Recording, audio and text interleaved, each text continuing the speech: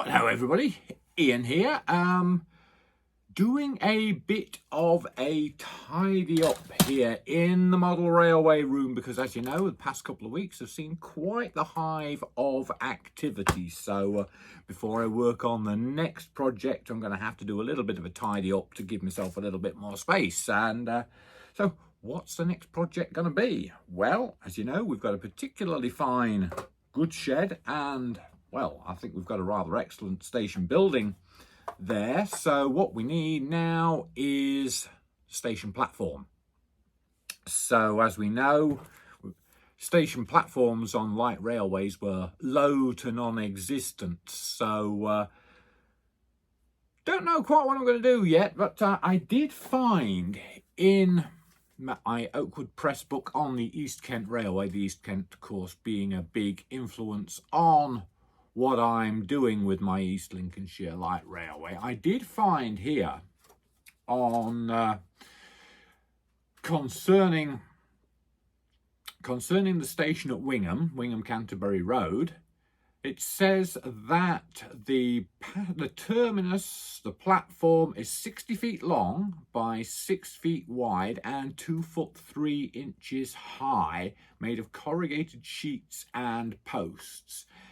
Now, though there aren't too many photographs of the station buildings out there, what photographs of the station buildings there are, the station is also accompanied by pictures of the platforms. So I've got quite a bit of reference material for what the platform should actually look like, but right now, I don't quite know how I am going to make the platform. Am I going to build it up with styrene formers, or I mean, I've got a lot of 12 mil, half-inch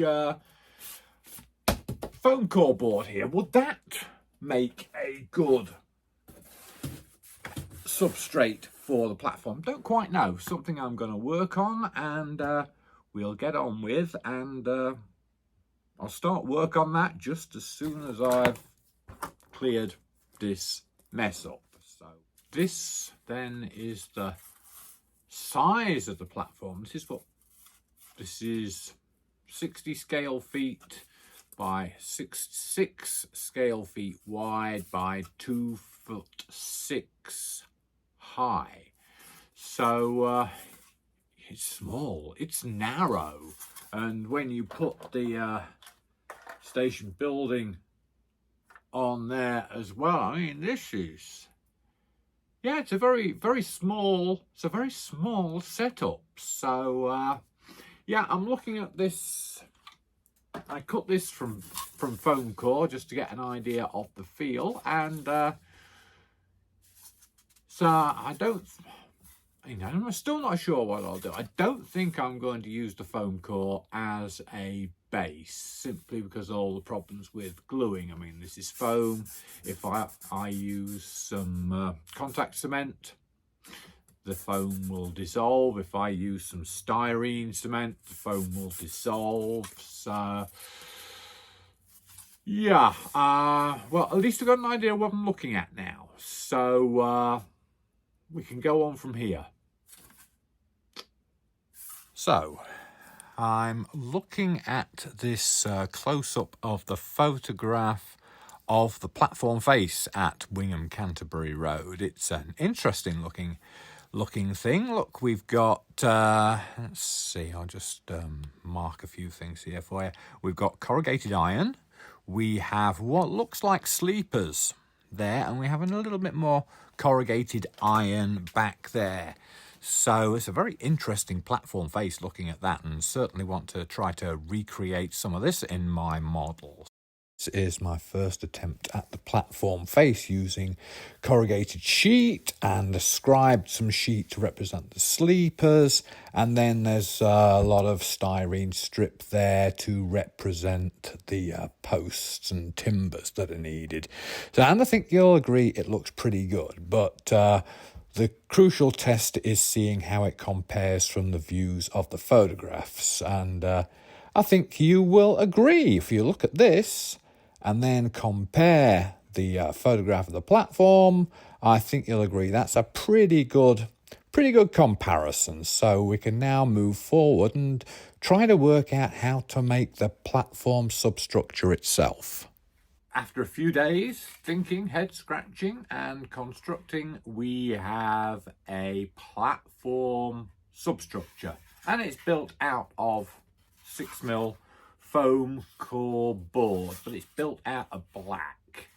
And there's a few reasons why it's built out of black. So I'll go over them. So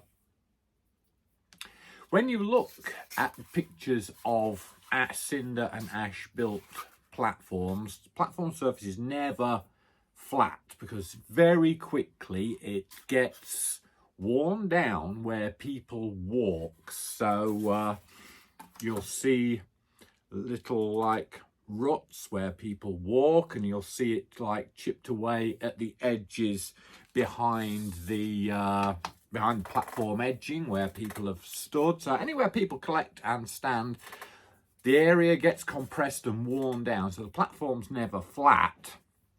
So that was important for me to see if I could incorporate that, and one way to do that I found was using the foam core board, where I could strip the surface off the foam core board and then press down on the foam, compress the foam to create that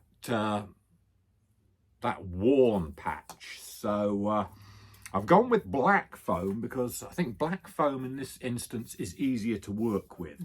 There are differences between white and black foam, and the main one is how easy it is to get the paper covering off the foam core board. With black, all you do is just peel up a corner and peel it off. It's as simple as that with black foam. So, but with white foam is totally different. The glue is like, ooh. This comes off easily, but there is still some paper residue here. So you're not getting down to the foam. You're still peeling paper away. It's just a pain in the butt, pain in the backside, to be honest. I mean, you might have to actually start your slicing with a blade. Even so, you're still going to find that you probably still are peeling layers of paper away. Now, I don't know why this is. I've not been able to work that out. There is a difference in the structure. There's also differences in the papers. There's a whole load of differences between black and white foam core board. But anyway, I went with the black, and the black, well, I mean, once you get the paper covering off, then you just like, doesn't matter whether you use black or white, you can just like press down on it to simulate the worn area. And so it is as simple as that. So I've got a few test pieces here that I will share with you, and so once I'd painted these, I found that it didn't matter whether the foam was black or white, but there you go. But I've really found that once I'd covered it in white glue, then spread my fine cinders with a bit of fine brown ballast in it on top there, and I'm really pleased with the effect that gives me. So, and then also very happy with the effect I got from the compressed foam. So I then started off and worked this platform up which is the size, about 60 feet long, about 6 feet wide, 6 scale feet wide. And then what I did, basically I've run my finger along where I thought a lot of the traffic would be and compressed that foam. And I'm still working on compressing this down, because when it comes to covering the surface, then it'll all fill up. So I need to go a little bit deeper than I need, and then well, hopefully I can then cover everything with the scenic covering, and it will look like an cinder and ash platform. That's the plan anyway, so we'll see how that goes. As you can see, it seems to have gone pretty well. We compare this picture with the real thing, and I think we've done a pretty good job there. So let's take a closer look all around. I like the white edging of the platform there, and a couple of support posts picked out in white. That looks really nice to me. So there's the station building with one window open, and there's also the seating inside. And you might just be able to make out that the platform is compacted and eroded away in front of the shelter. Now look at the end of the building and compare it with this photograph of the real thing. And yeah, I think we've done a pretty good job there. So now we'll just rotate it and look at the back of the building, and nothing much to see there, just a plain wall. This will all be bedded into the ground on the finished layout. Of course, we have things like platform lighting and seats to put on here yet, but those are projects for another day. For now, we'll just sit back and look at this and enjoy it. Don't forget, if you've liked this video, give it a like, and if you enjoy my series of videos, then subscribe to the channel as well. So thanks for watching, and we'll see you next time.